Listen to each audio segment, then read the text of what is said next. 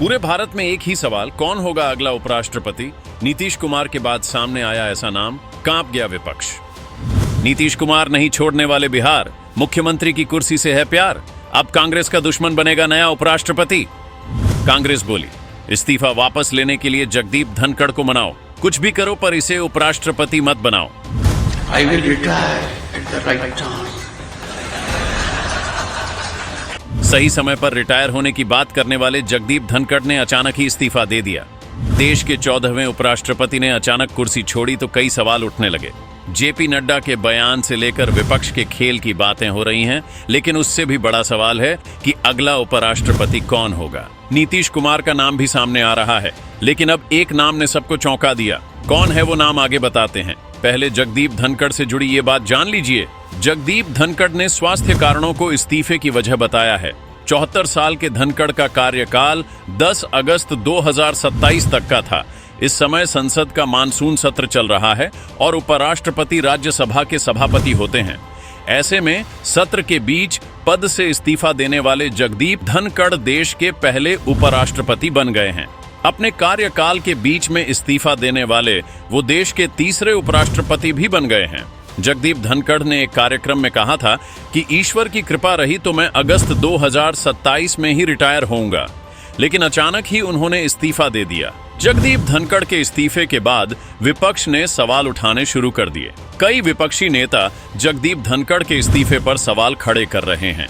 उनका कहना है कि स्वास्थ्य तो बस बहाना है, इसके पीछे कोई और कारण है जिनकी वजह से जगदीप धनखड़ को इस्तीफा देना पड़ा।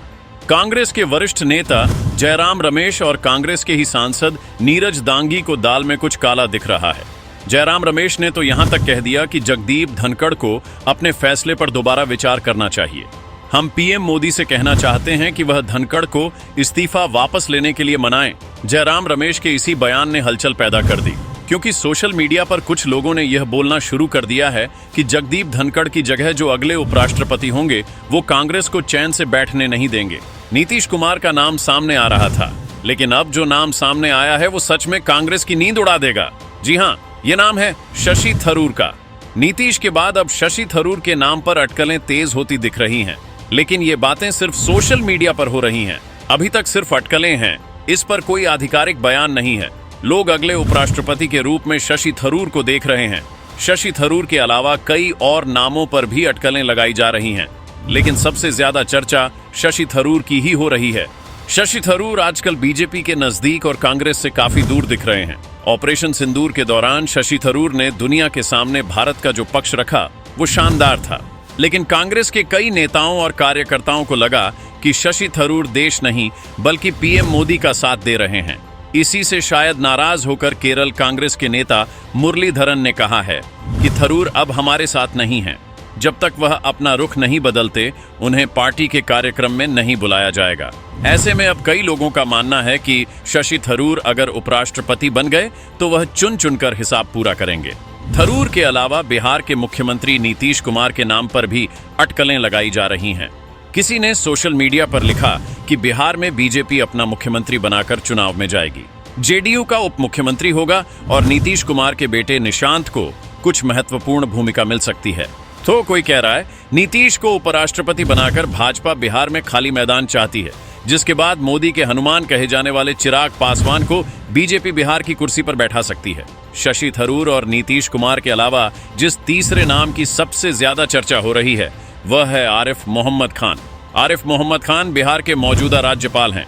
आरिफ मोहम्मद खान प्रोग्रेसिव सोच रखने वाले मुसलमानों का चेहरा है। 3 तलाक का मामला हो या फिर वक्फ संशोधन कानून का, आरिफ मोहम्मद खान ने खुलकर मोदी सरकार का साथ दिया। अब बिहार चुनाव से पहले आरिफ मोहम्मद खान का नाम भी चर्चा में है। सबसे महत्वपूर्ण बात है कि आरिफ मोहम्मद खान का सपोर्ट करना विपक्ष की मजबूरी हो जाएगी। जेडीयू सांसद हरिवंश नारायण सिंह को भी संभावित उम्मीदवारों में देखा जा रहा है। हरिवंश नारायण सिंह फिलहाल राज्यसभा के डिप्टी चेयरमैन हैं। इन सभी के अलावा जम्मू कश्मीर के लेफ्टिनेंट गवर्नर मनोज सिन्हा का नाम भी उछाला जा रहा है। हालांकि आपको फिर बता दें कि यह सभी नाम सोशल मीडिया पर वायरल हो रहे हैं। सरकार या किसी विपक्षी नेता ने अभी इस पर कुछ नहीं कहा है। वैसे आपके हिसाब से अगला उपराष्ट्रपति किसे बनना चाहिए, कमेंट में बताइए।